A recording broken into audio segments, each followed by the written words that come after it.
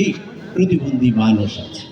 যদিও এটির কোনো আমাদের জাতীয় কোনো সঠিক পরিসংখ্যান নাই, আমি বলবো যে গ্রহণযোগ্য কোনো পরিসংখ্যান হয়নি। প্রতিবন্ধী ব্যক্তিদের পক্ষ থেকে আমি জনাবা ব্যারিস্টার জায়মা রহমানকে আমি আজকের অনুষ্ঠানে স্বাগত জানাই, ধন্যবাদ জানাই এবং কৃতজ্ঞতা জানাই। এবং এই আয়োজককে যারা আয়োজন করেছে জনাব জিয়া হায়দার সহ আরও যারা আছেন এবং বিএনপির চেয়ারপারসন আরও নেতৃস্থানীয় যারা আছেন, ওনাদের সকলকে আমি কৃতজ্ঞতা জানাই। ওনারা এই বিষয়টিকে ওনারা আলোচনায় এনেছেন, গুরুত্ব দিচ্ছেন।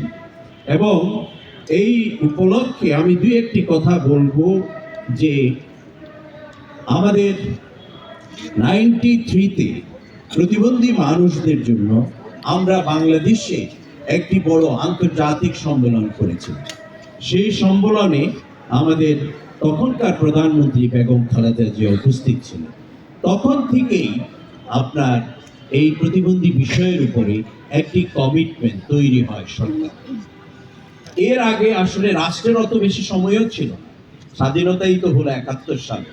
তো এই 93 থেকেই মূলত প্রতিবন্ধী মানুষদের নিয়ে ভাবনাটা শুরু হয় এবং আমি সেইখান থেকে একটি পলিসি এবং আইন করার জন্য আমি মাননীয় প্রধানমন্ত্রীকে প্রস্তাব করি এবং অবশেষে 95-এ একটি পলিসিও অনুমোদন করে প্রতিবন্ধী বিষয়ে এবং তার আলোকে 96-এ একটি কর্ম পরিকল্পনা করা।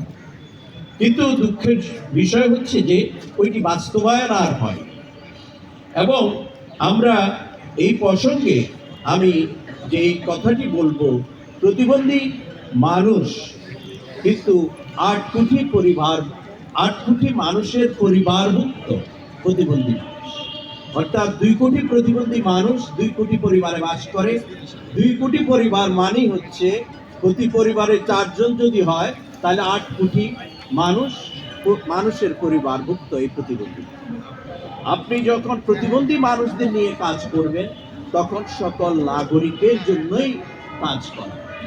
তো এই লক্ষ্যে আমি মনে করি যে আমাদের রাষ্ট্রকে কাজ করা উচিত এবং আমি বিএনপিকে এবং আজকে আমি বিশেষ করে ব্যারিস্টার জায়মা রহমানকে এখানে আমাদের সাথে একত্রিত হওয়ার জন্য,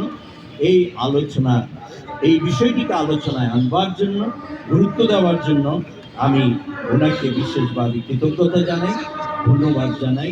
আপনি এখানে এসেছেন এবং আপনার পরিবার